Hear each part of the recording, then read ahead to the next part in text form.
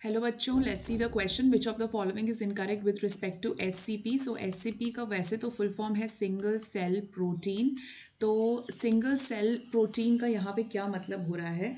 अब हमको पता है कि ये एक ऑल्टरनेट सोर्स है ऑफ प्रोटीन्स जो कि हमारे न्यूट्रिशन के लिए हम ले सकते हैं।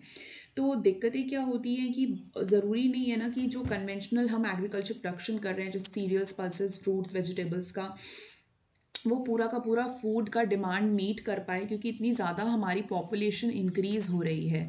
ठीक है, तो वो कभी कभी मीट नहीं कर पाता, तो हम इस केस में सिंगल सेल प्रोटीन का यूज़ करते हैं, जो कि कुछ भी हो सकता है। ठीक है, वो माइक्रोब्स हो सकते हैं, स्पिरुलिना हो सकते हैं, या तो कोई इवन जो एडिबल फंगस है वो हो सकता है। सो बहुत सारी चीज़ें हो सकती है।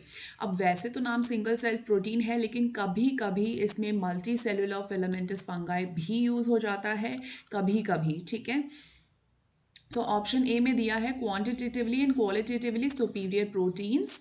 सो ये सही बात है, ये थोड़ा सा बेटर इन द सेंस इसलिए है क्योंकि इसका एग्जाम्पल मैं आपको बता देती हूँ, जो कि लास्ट ऑप्शन में दिया हुआ है कि 250 ग्राम्स ऑफ मिथाइलोट्रोफस अगर आप लेते हैं तो आपको 25 टन का प्रोटीन मिलेगा। तो 20 नहीं होगा, यहाँ 25 टन होगा। ये एनसीईआरटी की डायरेक्ट लाइन है यहाँ पर। और लेकिन वहीं दूसरी तरफ अगर आप 250 केजी की काऊ देखेंगे तो वो जो प्रोटीन प्रोड्यूस कर रहा है वो केवल 200 ग्राम ऑफ प्रोटीन है per day. So that is the whole difference, मतलब काफ़ी ज़्यादा डिफरेंस है ना ये। तो ये दिक्कत हो रही है यहाँ पर।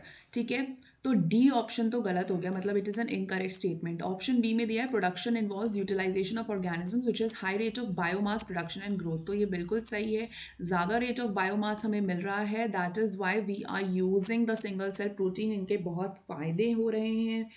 और तो और बाकी जो बचे हुए मटेरियल रहते हैं जैसे मोलासेस वगैरह जो इतना अच्छा नहीं है, उसको भी हम यूटिलाइज कर सकते हैं।